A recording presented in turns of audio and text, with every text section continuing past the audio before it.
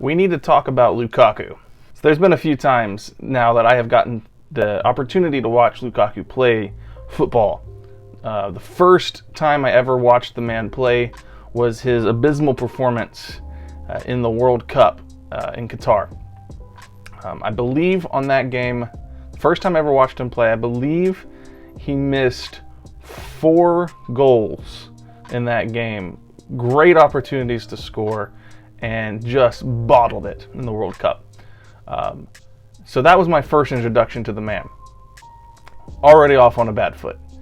The next time I see him play was here in the Champions League in the, I guess it was the semifinals, the Milan derby, and he could do nothing wrong. He comes into the game almost, towards the end of it, has 100% completion on his passes. He's, making moves and being exceptional. So I thought, oh, that's quite a redeeming quality. He's actually an unbelievable player. I thought that's great. You guys saw what happened. You guys saw what happened in this last match. So he reminds me of my old pal Tony Romo, who was my absolute favorite player in the NFL. Unbelievable player. Could do some amazing things with the ball. One of the best undrafted quarterbacks we'd ever seen. And yet in big moments, he would do something like, fumble a snap, throw an interception at the worst possible moment. Reminds me a little bit of Lukaku. Under pressure, he forgets how to play football. I'm going to check out this video by Rabona TV. They're going to talk about this match that we just watched. Hope you guys enjoy the video. If you do, like, comment, subscribe for me. Let's get into it. He's done it again. After years of people saying he would never do it again, years of people saying he would bottle it and never again get it over the line. Scott Carson has won the Champions League once again since last beating a Milan side in Istanbul with Liverpool. Great bit of trivia there, isn't it? Shout out my friend Jonas. But yes, guys, Manchester City have done it for the first time in their history. Won the treble. You can't do it without Messi. Hoodoo is gone now. Not much else to say intro-wise. Let's talk about the match and then some aftermath and after thoughts. All right. The first opportunity was one of those ones for Bernardo Silva where if you've played football, it feels as if the seas are just parting for you. Nobody is closing you down properly. You kind of question how lucky you are that things are just moving out of the way. And then he just curled it wide off of the far top corner from an acute angle. Now, the first signs of cracks defensively for City were from Ederson, just making strange decisions that seemed to be born maybe of the pressure of the final. I don't know. I'm talking about when he just hoofed it out when he didn't need to. Weird for a guy like him who is typically so calm with the ball at his feet. That doesn't shy away from getting some touches in. And then when there was a high looping strike from Darmian that Lautaro just tracked, Ederson flapped at it. From there, we saw a decent spell from Inter, and I got to give Inter credit for how they did well to keep City pinned in their own end. But for me, this suddenly frail-looking City backline in that first half was born of those nerves that Ederson showed. Nerves like that are contagious, and when someone in a defensive unit looks shaken, it gets others on edge as well. That kind of continued throughout the first half, a little bit in the second half at times. Another moment where he gave the ball away within City's own half. Ederson, it came to nothing, but Guardiola was screaming at him to relax. Guardiola was on something. Misplay. You could tell that City were begging for a goal to settle those nerves in the first half. But would it come? No, it didn't. Anyway, I feel for Kevin De Bruyne as he once again went off injured in the Champions League final, just as he did against Chelsea 2 years ago, but a very different reason this time. It was a muscle injury this time, rather than a brutal shoulder barge from Rudiger. Right there, with what was happening with Ederson's nerves at the back, coupled with De Bruyne, one of their most important players, going off injured again, it felt like it could be one of those days, didn't it? With De Bruyne out, City lose so much. I was worried there for a second. I'm not rooting for City here, but I was thinking, oh, they're not playing like themselves, they're not playing like they've played the rest of this Champions League. So yeah, I could see it looked like there were nerves, and I was actually kind of surprised by a team that's coached by Pep Guardiola, I feel like they would come in just feeling like, feeling confident, like they're going to win. And it looked like they were a little bit shaken there at the beginning of that first half. I was actually thinking that Inter might actually win the game. Much of their running in the attack and all of his, brilliance on the ball. I thought that perhaps Alvarez would play just behind De Bruyne, but Pep went with Foden. I guess Pep has done enough in his career to ensure that, we should listen to Pep and not me. Anyway, the first half ended odds even, with neither side really having the edge at all. Sure, Haaland had a couple of moments, one of which was offside. Yeah, Haaland had an offside opportunity, which, man, he could have hung back just slightly to get that onside, but then he had one clear cut shot, and Onana, is that the keeper's name? He just got his body in the way and blocked it. I don't think Haaland got enough on, he doesn't think he struck it quite hard enough to get it past him. Or it was just freaky and lucky on Onana's part to get in the way. But yeah, I thought for sure Haaland had a goal there, and it didn't turn out that way. When you combine the shakes at the back from Ederson with how comfortable Inter looked defending and waiting to pick their moments, it was dead even. Once again in that first half, Pep's side continued to struggle against a back three, and once again, away from home, they struggled. They were forced into one sub already, and I personally felt like with how little Grealish was doing, by his own admission after the game, he said he was shit.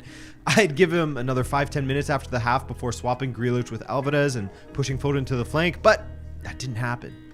As for Inter, this was going just as planned, I think. Sit back, be patient, pick your moments, force errors out of City's back line, and try to capitalize on the opportunities you get. That's the key. I would speculate on subs, but we know that Inzaghi always has them pre-planned, and that Lukaku would be coming on for Dzeko after about 10 minutes, which was all I wanted to see after the first half. Inter had very little presence up front. Lukaku would change that, while they were brilliant in defense and tracking all of City's runners in the attack. And it didn't take long for Lukaku to come on, nor for Inter to get a fantastic chance in the 58th minute, just after he came on. But it wasn't his doing. It was the sloppiness at the back from City again. Oh, yeah. Akanji They were with a poor sloppy. back pass. Lautaro jumps on it, and he was selfish. He had both Lukaku This is the one, I think this is the moment where Pep Guardiola was on all fours like an animal on the sidelines. Like, oh my God, what's happening? Other teammate, editor Adrian, will circle him and name him because I can't remember who it was. But that was a massive opportunity for Inter to take the lead. With Ederson at his mercy, Lautaro fired it directly at him, and that was that. Good closing down from Ederson, you could say. In general, the final ball from both sides was majorly lacking. We'd see City looking decent going forward, Haaland on the ball with Foden making a run through the inside left, but he could only find a defender. Same sort of lack of quality in the final third from both sides. But the one time that Inter's defense looked like they weren't fully in the game, they conceded. Opportunism. Oh yeah, this was crazy. Great through ball from Akanji to the little magician Bernardo on the right, and his cutback deflected and bounced to the edge of the box where Rodri smashed it in. Yeah. A bit disappointing from Çalhanoğlu and Darmian, who both turned away from. Yeah, so I was thinking the exact same thing on the Rodri goal. It was an amazing strike. What a great goal. He came at it, he hit it, did exactly what you want to do. He hit the ball with force, power, put it exactly where it needed to be. It was a great goal on his part. However, the Inter players, he just named them, and I don't know their names, but they turned around to watch, and it seemed as though they didn't get back to press quickly enough or get in the way at all. Like, they just turned around and they looked helplessly looked and watched on as Rodri approached the ball to get his excellent goal. And it seemed like a breakdown in the defense there. He was just wide open. There was nobody around him. Gave him plenty of open space to score that goal. So the strike as it ripped past them, but I mean, credit to Rodri for bending it around the defenders into the near post. Did Good that goal. settle City's nerves, finally getting that goal? Honestly, not really, as their defense shut off completely shortly after, leading to DeMarco's looping header going off the bar and the rebound being headed off of Lukaku's ankle. Oh yeah, I feel for man, Lukaku, man. he stopped his own team from scoring right here. So, man, they would have equalized, but he, stopped that. For the guy. Nothing he could do on this one, but it reminded me somehow of the own goal he scored in his last European final, the Europa League against Sevilla. An own goal and a potential... It's not that it's his fault. It's like these things happen to him. Like, what in the world? That's what I was saying about like how I feel like he's Tony Romo. Unbelievable player. Not like he's trash or anything like that. But it's just fluky things happen. It's like, are you kidding me? Just ankles in the way. Just stuff like that. Just these kinds of things just happen to him. In big moments. It's like he'll play excellently in the moments that don't matter. But weird things happen in the big time moments. Crazy. Blocked goal for him, but this time, let's be honest. Everyone likes to dogpile and laugh, but there was nothing he could do for that one. After that, City nearly doubled their lead thanks to a stunning turn from Foden. Spun his defender, but his strike was a bit tame and Onana smothered it. And all of those moments where Ederson looked shaken early in this game, he made up for it in a big way. But I hate to say it, Lukaku's header was poor. With Gosens heading the ball back across goal, Lukaku headed it directly into the ground, right down the middle. Ederson didn't know much about it at all. He was just getting back in position. In fact, how Ruben Dias dealt with the awkward rebound was almost more impressive than Ederson's save in a way. I mean, if he was to be in that situation 10 times, I think that a fair few he would be heading inside his own post. But you gotta say Lukaku could have been better there, channeling his form from the Croatia match at the World Cup.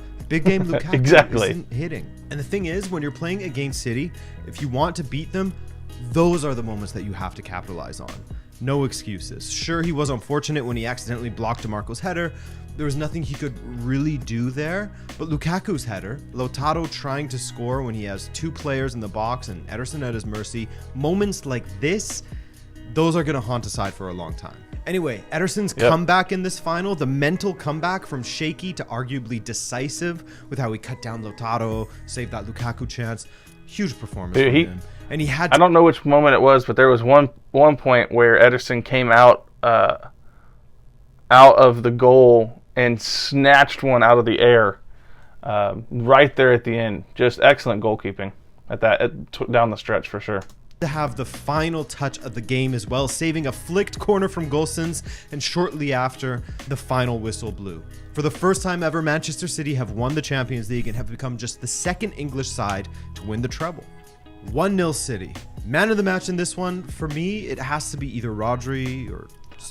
We're not going to talk about the goal where Lukaku, after having screwed up twice, he tries to take control and tries to be a playmaker, dribbles around, does some fancy footwork, and then just takes a ill-advised shot and just misses it wide. Just crazy off base. It's just, you could tell he's trying to make something happen to make up for those earlier mistakes. It's just unfortunate. I feel for the guy, but man, I've just seen 2 times now in major moments.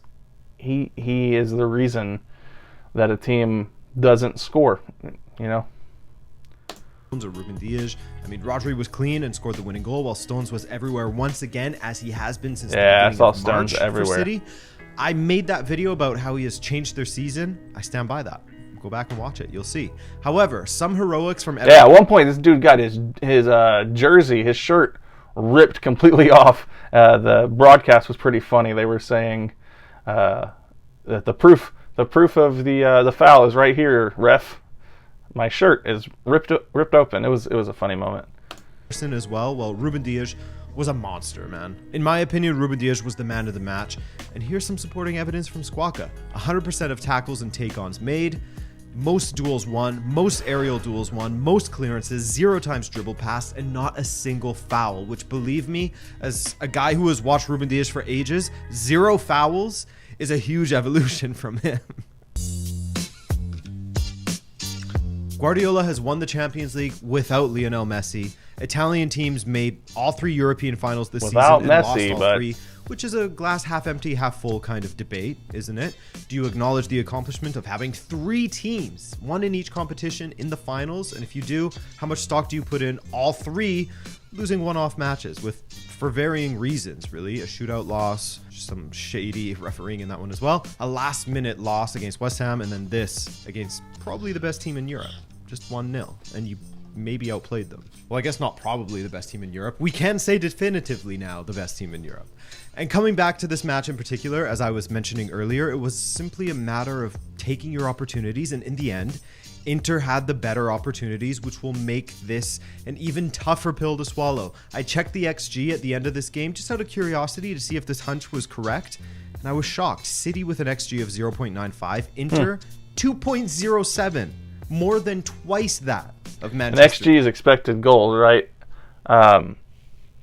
It did appear at times like Inter were outplaying City, but they bottled it. City.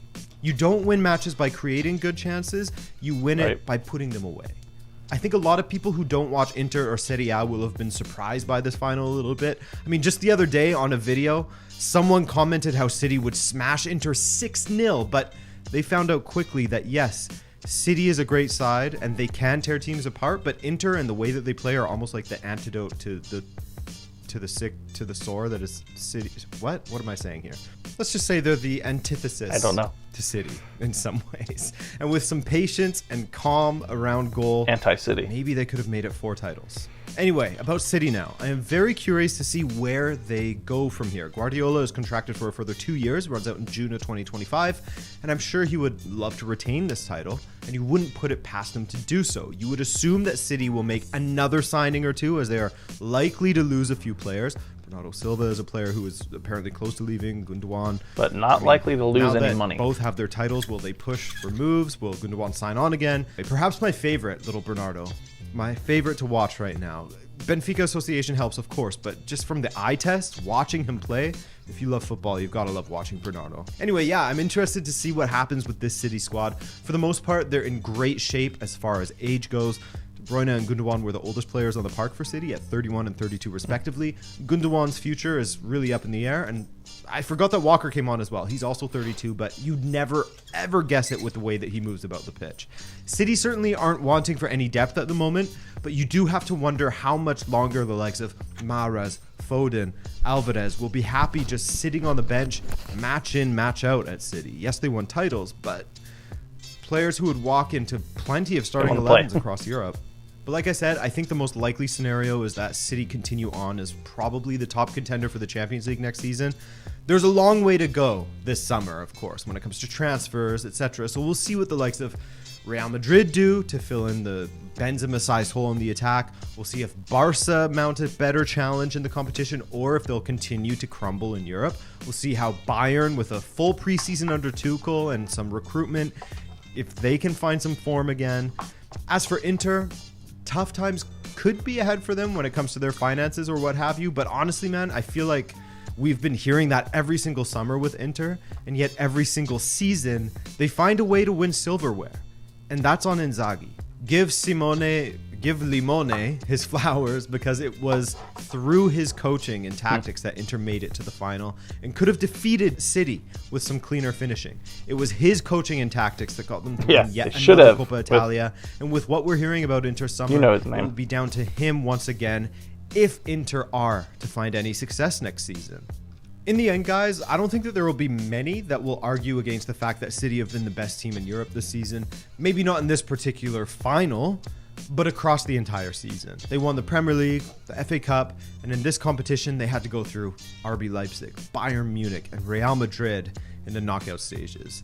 2023 brought their first European Cup. Don't be surprised if they're in the final again next season, as the other big clubs try to play catch-up this summer. All right, guys. Well, that's a wrap for this video. If you enjoyed the content here, please go ahead and like the video for me and comment underneath it. Help the YouTube algorithm pump this content out to more and more people. And you can check out my Patreon, which is linked down below. I have some exclusive content over there that I cover some, I watch Ted Lasso, Corey and we do extra extended podcasts over there, and we're about to start playing Football Manager and putting that content down there in the Patreon. So join that or channel membership. I would definitely appreciate it. And I'll see you guys in the next video.